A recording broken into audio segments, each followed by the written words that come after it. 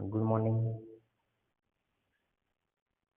ધોરણ 7માં ચેપ્ટર 11 અને ધોરણ 8માં ચેપ્ટર 10 ઘાત અને ઘાતાંકના નિયમ 1 આપણે જોયો છે.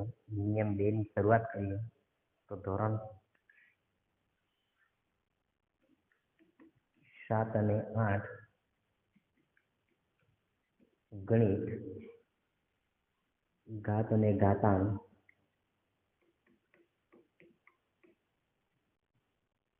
નિયમ 1 નિયમ 2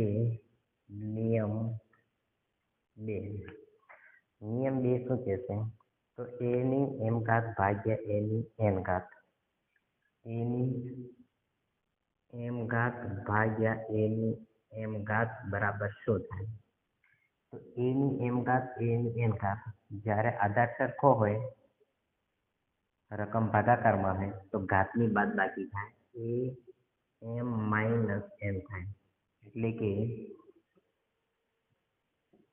જ્યારે આધાર સરખો હોય, રકમ ભાગાકારમાં હોય તો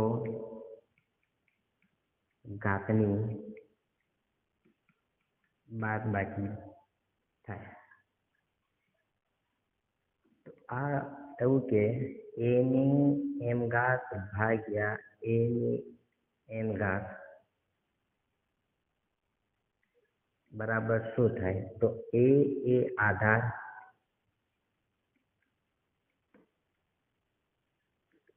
m અને n ઘાત, આધાર એ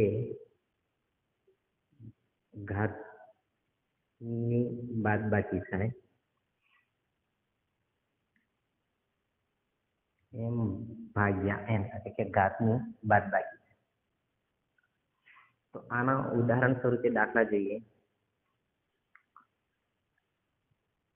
4 ભાગ્યા 4, 4 ની 4 ઘાત અને 4 ની 2 ઘાત.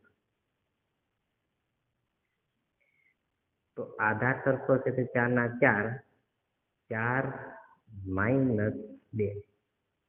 હવે આમાં ભાગાકાર છે, આધાર સરખો છે તો ઘાતની બાદબાકી થાય, 4 માઇનસ 2. તો 4 માંથી 2 જાય તો વધી કેટલા? 2. હજી 2-3 બીજા દાખલા ગણીએ. 5 ભાગ્યા 5, 5 ની 10 ઘાત, 5 ની 5 ઘાત.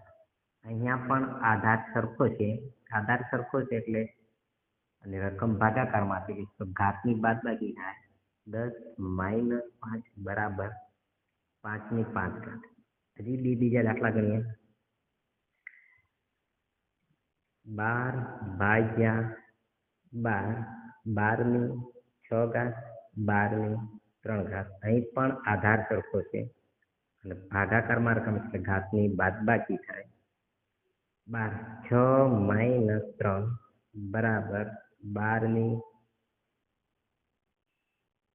3 ઘાત. હજી 2 દાખલા બીજા લઈએ. 7 ની 14 ઘાત ભાગ્યા 7 ની 7 ઘાત. આધાર સરખો છે, 7, 14 માઇનસ 7 બરાબર 7 ની 7 ઘાત. ખબર પડે? સમજવાનું પડે ને?